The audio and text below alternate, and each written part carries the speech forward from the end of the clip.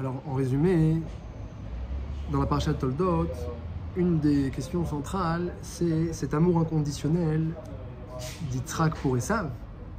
Il veut lui donner les brachot, il l'aime beaucoup, tandis que Rivka aime Yaakov, nous dit la Torah. Et d'un autre côté, on voit que Yitzhak n'est pas vraiment intervenu. Il savait très bien que son fils était chasseur, il sortait à la chasse, et on n'a pas vu vraiment d'intervention ni dans la Torah, ni dans le Midrash. Yitzhak n'a pas empêché, au contraire, il a donné beaucoup d'amour à Esav et était Makpid, voulait absolument le bénir. Donc on peut se demander d'une part pourquoi il aimait autant, comment il s'est à tel point trompé sur sa personne. Et ça, c'est le représentant du mal sur terre, son ange gardien, c'est Yetzer Hara. Et d'un autre côté, on peut se demander aussi où est la mitzvah de Chinour de Yitzhak qui n'a pas empêché son fils d'être un chasseur, et où est la mitzvah de Chinour de Rivka aussi, qui aimait Bimiuchad Yaakov. On n'a pas vu qu'elle avait d'attention pour Esav, alors qu'elle se devait peut-être d'avoir des attentions. Alors, en ce qui concerne la mitzvah de Chinour, il y a une contradiction entre les Gemarot. Il y a une Gemara où c'est marqué qu'un père il peut rendre son fils nazir, ce qui signifie qu'il a oui une mitzvah de Chinour a priori. Et il y a une Gemara dans Ibamot où c'est marqué que si on voit un enfant dans la rue qui mange quelque chose, une nevela, on n'a pas une obligation de l'empêcher. Donc ce qui signifierait qu'il n'y a pas de mitzvah de Chinour. Alors Tosfot il demande la contradiction et il donne deux réponses. La première réponse, c'est que lorsque c'est le père, il y a une mitzvah. Lorsque c'est un enfant qu'on ne connaît pas, il n'y a pas d'obligation de lui enlever quelque chose d'interdit. Il ne faut pas lui donner dans la main, mais on n'est pas obligé de lui enlever. La deuxième réponse, dit Tosfot, c'est que tout le monde est chavé béhémet dans la mitzvah de Chinour, mais tout dépend est-ce qu'il s'agit d'une mitzvah positive ou négative.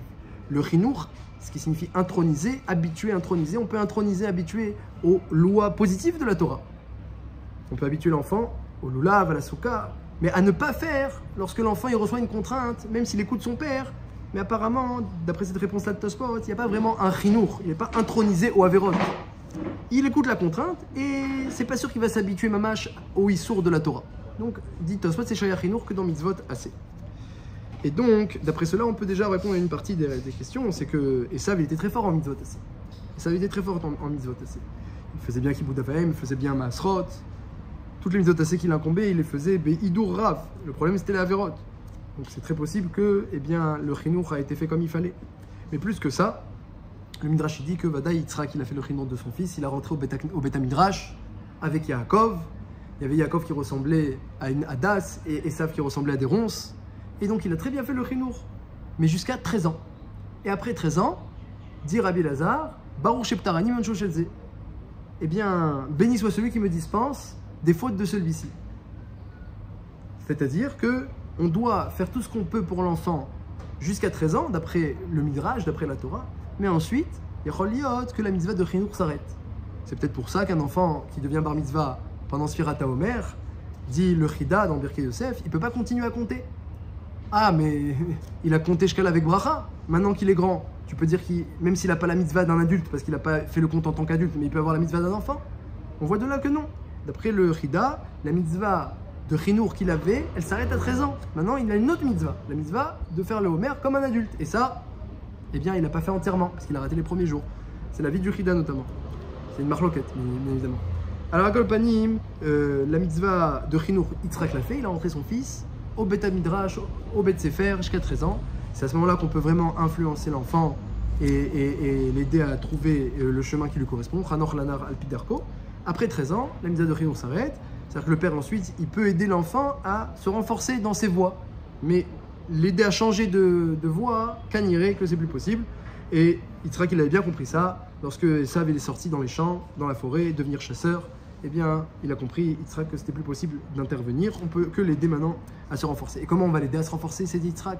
On va l'aider en lui donnant les brachot, parce que son chemin, c'est le chemin de la matière. À Esav, il aime la matière, le contact avec la chasse, avec la matière. Alors s'il reçoit les brachot et s'il reçoit une responsabilité, Ari me nourrit tous les jours, il pourrait très bien nourrir Yaakov aussi tous les jours.